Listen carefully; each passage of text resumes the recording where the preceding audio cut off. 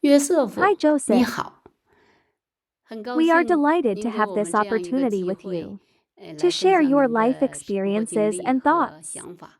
那我们先 Let's 来 start by 聊一 talking 聊 about your 您的成 upbringing 长 and 环境 background. 和生活背景吧。All right. And I mean, it doesn't seem to be that much different than for most Americans. I was born somewhere, raised somewhere, and went to college somewhere, and had no real major events, no traumas happen in my life. I was born in Florida to an architect and the daughter of a farmer, and we moved to the city where my mom's parents had their farm when I was in grade school. For junior high and high school, we went to Southern Illinois, to Southern Illinois University, where my father was a professor at the university for several years. And then to get away from being around the parents all the time, I went to California for college. And then shortly thereafter, my sister went out to California as well. And from there, I went into computer science as study and then as my career. Was there in California for 20 or so years. Met my wife there, married. Then we were in Atlanta for about 15 years. And then we've been here in New York for less than one. So, where did your ancestors come from? Which country did they immigrate from to the United States?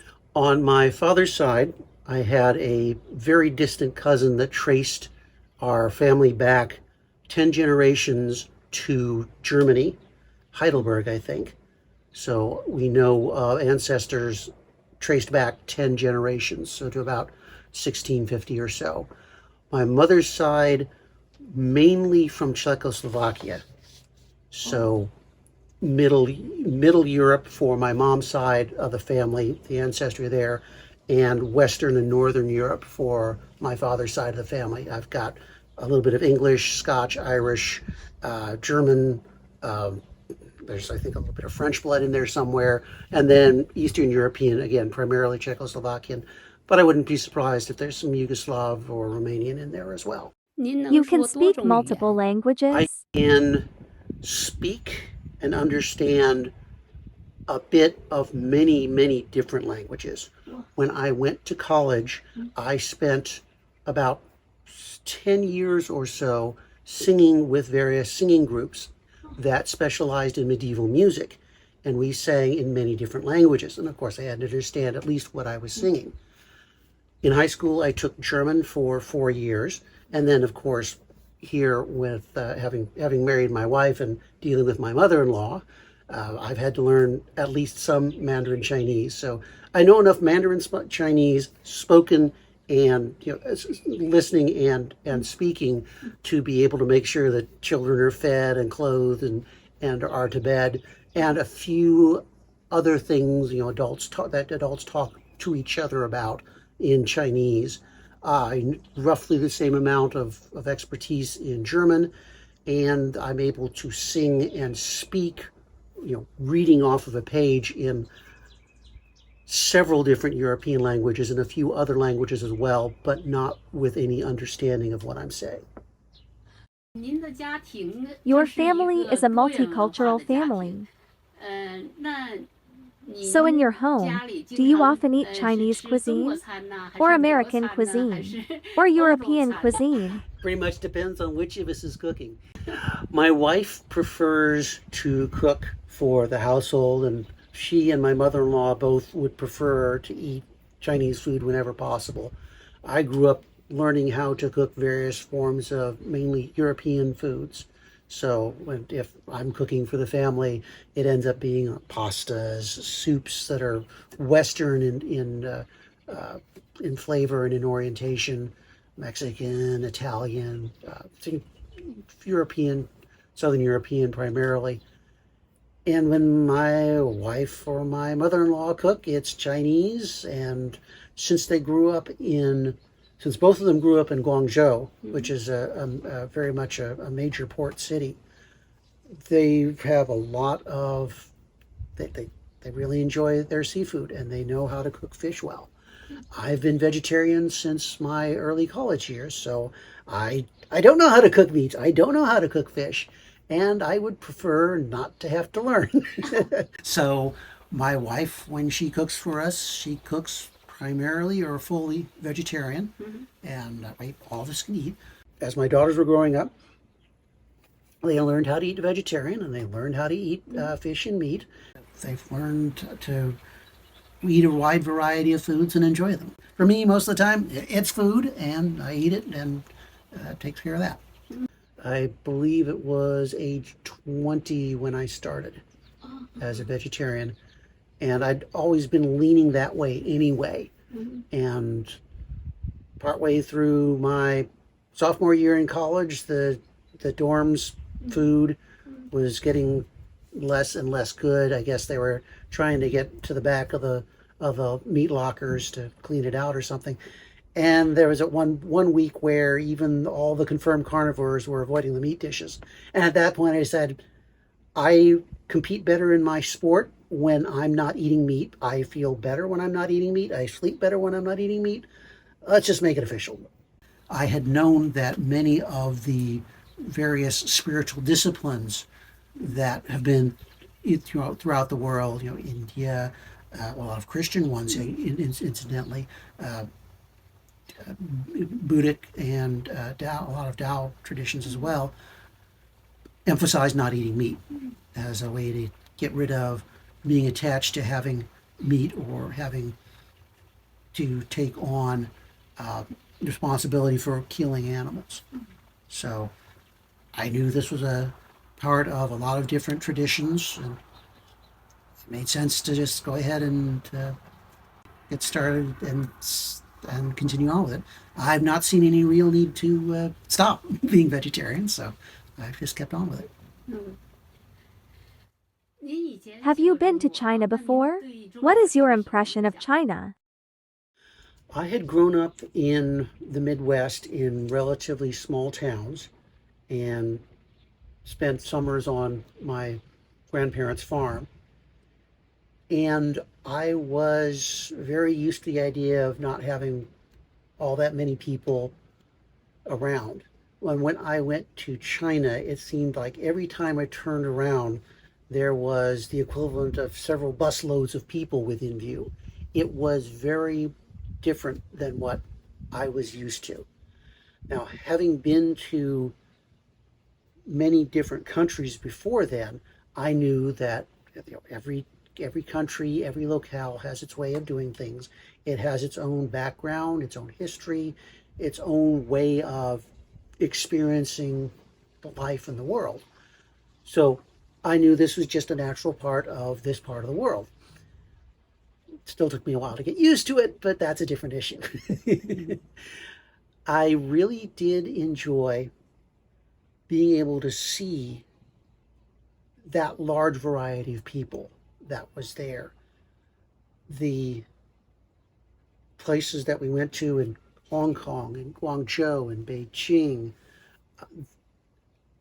very different from what I was used to. Very, very urban. There were days where I did not see a building that was less than 6 stories tall, which was very different from after having had lots of summers where the tallest thing would be the corn in the cornfield I was running through. And it was definitely different.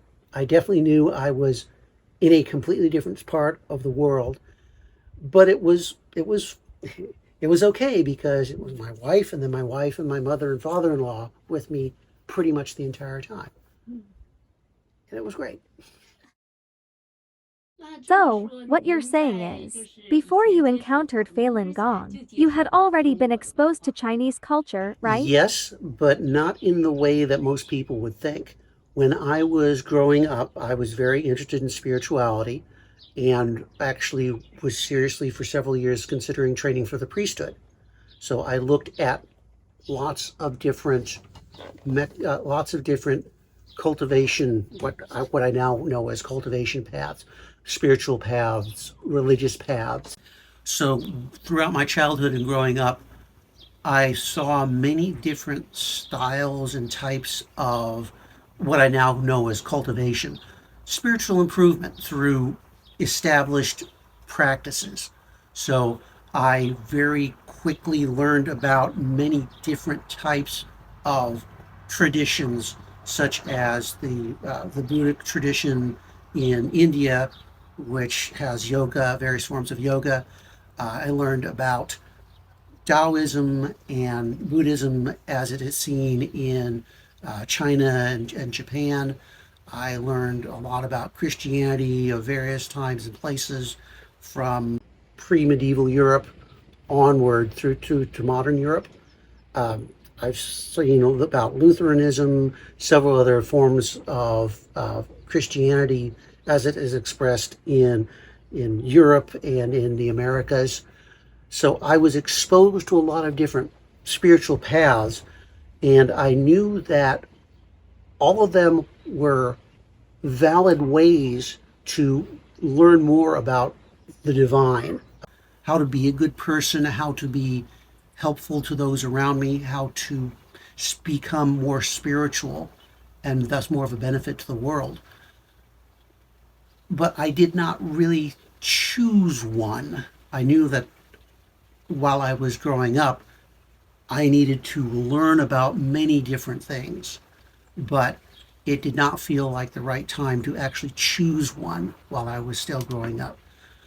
Though, as I say, for several years while I was growing up, I was thinking about training for the priesthood, so that was one path I knew was available to me, but it didn't feel like it was the right time to dedicate myself to just one path while there was so many others that I could at least look at and see which one do I want to put my time as an adult into. How did you come into contact with Falun Gong, and how did you start practicing Falun Gong? My wife and I got married in 1996, and my mother-in-law and father-in-law, of course, came over from China to us to California for the wedding. We went my wife and I honeymooned in Hawaii, and my parents-in-law joined us for the first week that we were there. About a year later, I'm not quite sure exactly what it was, my wife came to me and said, Mama has just told me about a meditation practice called Falun Dafa. Would you like to find out more about it? And I said, yes, sure. And so my wife talked to my mother-in-law, who was back in Guangzhou at the time, and about, I'd say 2 weeks later or 3 weeks later, there was a cassette tape of the exercise music with an English overlay. And then probably about 3 or 4 weeks later was the first of several different translations into English that I have read of Zhuan Falun over the years. So for me, it was just a very natural part of life. My mother-in-law came across it. I'm not quite sure how. She'd have to tell you the story herself. And then my wife told me about it. She told her daughter, my wife, about it. And my wife told me about it. And I said, yeah, look into it further. And I got some of the very earliest English translations of things and very quickly fell into meditating and studying in Dafa. You mentioned earlier that before this, you also had an understanding of Taoism and many practices of Buddhism. So, in your opinion, what are the differences between Falun Dafa, Falun Gong, and these religions? In terms of meditation, sitting in meditation, or yoga, what are the differences? All of the practices that I saw were either where you had to be completely unconscious when you were meditating, or you did not have a specific focus in mind. You did not have a conscious control over what was going on, or even a conscious awareness. So for Taoism, for a lot of practices from what Western Americans would call the Orient, the East, the meditative practices are you're completely unaware of what's going on. a lot of the Christian disciplines of meditation, of self-improvement, some of them are the same where you have to be in trance. Others are you just continue to live your life and you think back on anything you might have done that was wrong. In the Roman Catholic Church, that shows up specifically as the practice of confession. Gradually stop making mistakes. And to me, both of those approaches seem to be, they would get me where I wanted to go, improving myself spiritually, but that seemed like they were going to be too slow. I wanted to know what I was doing. I wanted to know what improvements were going on. I wanted, where I could, to avoid others' mistakes. When I went through college, I trained as a research scientist, so I very much knew that others' experience distilled into knowledge and distilled into wisdom are very helpful, so that we do not need to we don't need each of us start from scratch and invent everything from scratch. We can stand on, the American idiom is standing on the shoulder of giants. You can start from much further along if you know what has occurred in the past and you can build on what's been available. Are you saying that the growth rate through cultivation in Western religions is slow? Is that what you mean? I felt that they were slow either because I couldn't tell what was going on, or I would only be learning from mistakes that I realized were mistakes. Can you give some examples? Okay. In the Roman Catholic Church, there is the rite of confession, where a person goes into a small booth, tells the priest, here's what I've done, here's something that I think I did wrong. They talk back and forth. When something was done that you need to atone for, then the priest says, do these specific prayers. Here's some ways you can make it less likely that you'll do this again.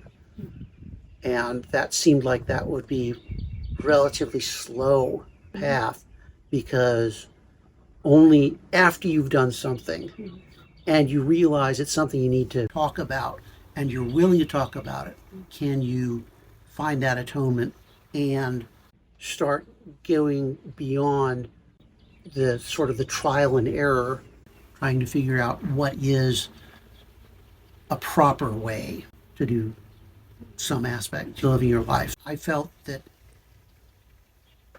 that would be taking that sort of path for my spiritual work would be very slow and it would feel clumsy to me, especially since I trained, as I say, I trained as a research scientist.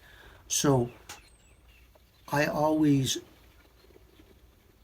in my training for research, knew I needed to think ahead. I needed to see lots of different possibilities and then try to reason through ahead of time what might happen, what should I be doing. And to my mind, as a scientist, fumbling around blindly was not as productive as some of my research friends at the time said, fumbling around but not blindly. I felt it much better to be able to stay focused and be able to apply my mind and what wisdom I had already to self-improvement, to improving myself spiritually, than to just simply blindly or unconsciously trying to improve. So, after practicing Falun Gong, what changes did you experience in your mental and physical well-being? I wouldn't say there was much in the way mentally that changed, other than feeling like I had a very good path to go upon. I did have physical changes, which I knew were possible and in some practices were to be expected. When I was starting to do Falun Dafa meditation, I had tendonitis on both sides of both forearms that was slowly but progressively getting worse. That was from doing, as a software developer, spending a lot of time typing, and I was spending a lot of time working with my hands in very repetitive ways. So tendonitis, carpal tunnel syndrome, things like that are occupational hazards for software developers if they're not careful. And I wasn't all that careful. Shortly before starting cultivation, as I say, I had tendonitis in both sides of both forearms, and progressively I was finding the tension that was causing the tendonitis was going up my arm. About, I'd say, 4 or 5 weeks after I started first meditating with that tape with the English exercise instructions dubbed over it, I had an attack of tendonitis that made it very difficult for me to use my hands for anything. The skin on the backs and fronts of my forearm were very tight. I had lots of tension. I could bounce quarters off of my arms. It was that bad, and the tension was going up through my shoulders and was causing me headaches because the tension was traveling up onto my scalp and then down my back a little bit as well. At that time, I had been going to see a friend of my wife's father, who was in San Francisco at the time, who gave Chinese herbs and acupuncture. And I had been going through a course of acupuncture and Chinese herbs from before I found DAFA. And it was making it so his treatments were making it so it wouldn't progress as quickly, but it was still having trouble.